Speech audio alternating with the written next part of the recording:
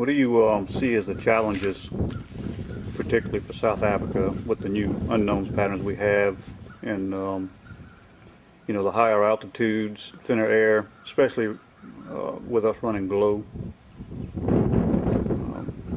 I know we've talked about this at length. You know, keeping the airplane as light as possible essentially is a goal.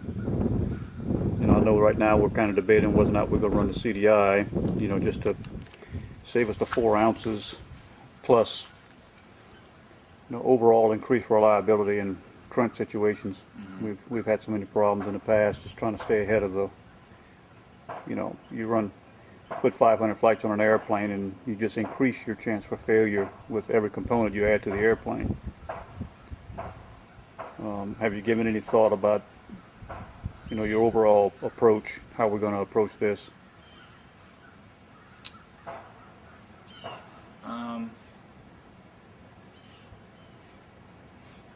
I guess as far as the airplane goes,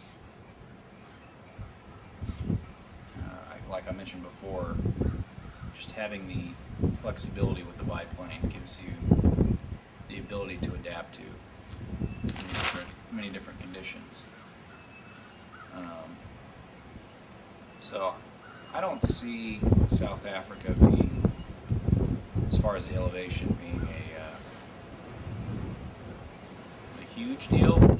I mean, it's certainly going to be noticeable.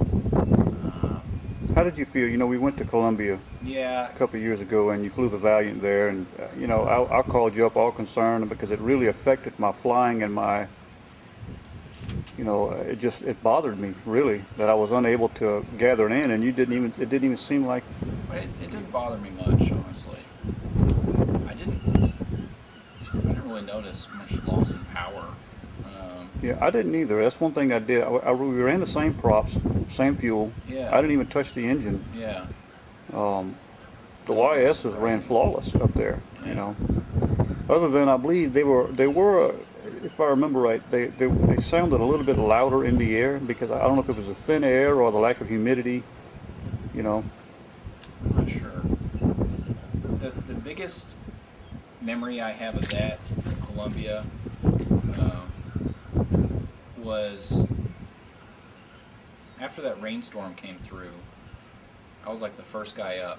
I think we were in the middle of a round, and a rainstorm came through. Yeah, that's right. And all of a sudden it got real heavy. The air did. Yeah. Real humid and just like soup. And I definitely remember a difference, a large delta from before and after the rainstorm that I don't necessarily remember feeling ever before, you know. Yeah. I don't know if that was the elevation or just some other factor or what, but Do you feel that the trip kind of gave us some insight overall, flying at altitude? yeah, I think so. I think more than anything, it gives us some confidence. You know, it's not really such a scary thing. Yeah, it isn't. It's something. I think it's something that's going to be a factor, but it won't. I don't think it'll be a big deal to. It's not going to be It's it's not going to be an unknown to us for sure. Right. You know, having experienced 9,000 feet, and you know, we will be going to 5,000 feet, which I know Andrew. That's where Andrew's flying now. Yeah, and hopefully we'll be able to get some practice at elevation before we go. I think that's our plan. Yeah.